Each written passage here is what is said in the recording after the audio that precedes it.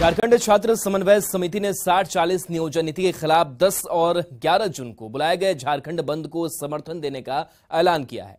दुमका में आयोजित press conference में समिति के सदस्यों ने कहा कि 60-40 नियोजन नीति का पूरे प्रदेश में जोरदार विरोध हो रहा है। इसके बावजूद सरकार ने इसे वापस नहीं लिया। इसके विरोध में 10 और 11 जून को पूरे संथाल परगना में आर्थिक नाकेबंदी की जाएगी।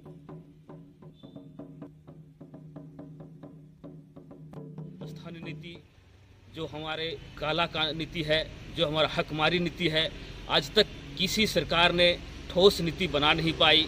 उसके विरोध में आज फिर से पुराना इतिहास को फिर से हम लोग दोहरा रहे हैं, फिर से एक हुल का आगाज करने जा रहे हैं। कल हमारा जो सखुआ पत्ता पूरे 2400 जिला में हमारा सखुआ पत्ता और नगाड़ा के साथ घूमेगा बाजार में। ये सरकार का जो है और 10 तारीख से मेरा आर्थिक नाकाबंदी शुरू हो रहा है। 10 और 11 को मेरा आर्थिक नाकाबंदी। झारखंड के राज्यपाल सीपी राधाकृष्णन आज दोपहर गढ़वा के रमकंडा प्रखंड कार्यालय पहुंचेंगे। इस मौके पर वो पीवीटीजी योजना के लाभुकों से सीधा संवाद करेंगे और उन्हें परिसंपत्ति का भी वितरण करेंगे। राज्यपाल के हाथों 5 लाभुकों को वन भूमि का पट्टा सौंपा जाएगा। राज्यपाल कई स्कूलों और आंगनबाड़ी केंद्रों का भी जायजा ले सकते हैं।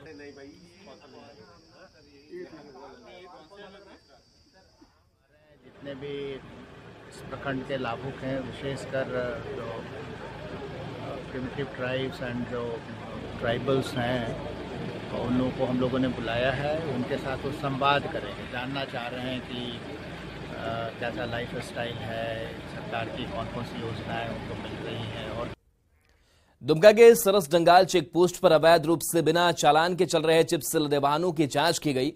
वाहन जांच के दौरान एक ओवरलोड स्टोन चिप्स लदा ट्रक जब्त किया गया।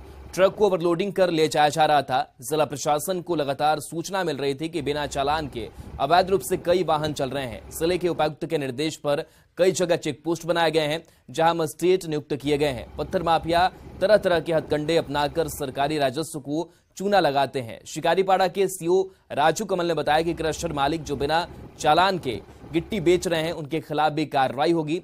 काफी संख्या में स्टोन चिप्स लदे ट्रक नियमों का उल्लंघन कर निकल रहे हैं। जिला प्रशासन नेटवर्क को चिन्हित कर उन पर कार्रवाई कर रहा है। चेक पोस्ट जो है वहाँ पे प्रतिनियुक्त दंडाधिकारी द्वारा एक गाड़ी को जब्त की गई है, जिसमें बिना चालान के अवैध रूप से गिट्टी परिवहन करते हुए उसे जब्त किया गया और थाने को सुपुर्द की गई है। यह जानकारी लिखित रूप से थाना और मुझे प्रतिनियुक्त दंडाधिकारी द्वारा दी गई है। गिरिडीह से खबर जहां तेज रफ्तार से दौड़ने वाली ट्रेनों के परिचालन में किसी तरह की दिक्कत ना हो, इसे लेकर रेल विभाग ने रेलवे ट्रैक से सटे हुए क्षेत्र में सुरक्षा को लेकर ऊंची दीवारें दे रही हैं, ताकि कोई पशु ट्रेन की रफ्तार का शिकार ना बन सके। लेकिन सुरक्षा की ये दीवारें ग्रामीणों का जीना मुहाल कर दिया है। दरअसल सरिया प्रखंड क्षेत्र के करम्बा हॉल्ट में स्थित रेलवे ट्रैक के दोनों तरफ से विभाग ने दीवार खड़ा कर रखा है, जिससे गांव 2 भागों में बढ़ चुका है। जहां गांव वाले रहते हैं वहां पंचायत भवन नहीं है। लोगों को पहले पंचायत भवन जाने के लिए महज रेलवे ट्रैक पास करना होता था। अब पंचायत भवन जाने के लिए 7 किलोमीटर की दूरी तय करनी पड़ रही है। वहीं इस इलाके के बच्चों के लिए भी विद्यालय जाने में समस्या हो रही है।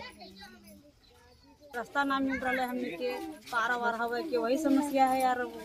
बच्चा पढ़े उड़े पार वार हवे, वो आंगनबाड़ी है या स्कूल है, जितना इस पार का खेती ग्रस्त है उस पर, तो इधर का जो रास्ता नहीं मिलेगा तो आदमी जाएगा रहेगा किस। 3 गांव है, 3 गांव में लगभग 1,500 की जनसंख्या में लोगों को पंचायत भवन जाने के लिए कम से कम 7 से 8 किलोमीटर का दूरी तय करना पड़ता है। जिन्हें यहाँ ओवरब्रिज का लोगों ने डिमांड किया है, मैंने कहा है कि मैं इसकी आवाज को मैं यहाँ से दिल्ली तक रेल विभाग में पहुँचाऊंगा। राज्य के डीसी राहुल सिन्हा ने रजिस्ट्री ऑफिस का निरीक्षण किया। उन्होंने कार्यालय के अंदर काज के तौर तरीकों को जाना, साथ ही रिकॉर्ड बुक भी देखा। रजिस्ट्री में देरी को लेकर कर्मियों को फटकार भी लगाई। इस दौरान डीसी ने कई दिशा निर्देश भी दिए। डीसी ने कहा कि रजिस्ट्री ऑफिस काफी महत्वपूर्ण विंग है, यहाँ सभी प्रक्रिया डिजिटल हो चुकी है। लोगों को इस सुविधा का लाभ उठाना चाहिए। लोगों को बेहतर सुविधा मिले, इसको लेकर प्रशासन गंभीर है। अभी जितने भी रजिस्ट्रेशंस के कार्य होते हैं, मोटे मोटे तौर पे सभी में ऑनलाइन की सुविधाएं हैं। किसी को भी अपनी ज़मीन की रजिस्ट्री करानी है तो सबसे पहले ज़मीन का डिटेल यहाँ पर आकर पता कर सकते हैं। उसके लिए सामान्य सी फीस ली जाती है और कोई भी व्यक्ति किसी भी संबंधित ज़मीन का कितना बार सेल परचेज हुआ है, एनुअल वाइज करके निकाल सकते हैं। उसके लिए कोई फीस निर्धारित है वो ऑनलाइन पेमेंट करें और सीधे बिना किसी बिचौलिए को बीच में लाए हुए वो यहाँ पर से आकर प्राप्त कर ले। झारखंड में भी 15 जून तक मानसून दस्तक दे सकता है। केरल में भारी बारिश के साथ मानसून के पहुंचने के बाद यह आशंका जताई जा रही है। झारखंड में संथाल परगना के रास्ते मानसून के प्रवेश करने का पूर्वानुमान है। झारखंड से मौसम की जानकारी दे रहे हैं संवाददाता अविनाश कुमार।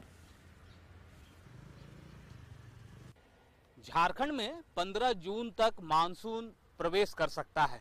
केरल में भारी बारिश के बाद इस वक्त मानसून प्रवेश कर चुका है और जो जानकारी आ रही है, अगर हम मौसम विभाग के लिहाज से देखें तो अगले 3 दिनों तक, मतलब 11 तारीख तक की अगर हम बात कर लें तो 11 तारीख तक इसी तरह जो तापमान है उसमें कहीं कोई गिरावट नहीं आएगी।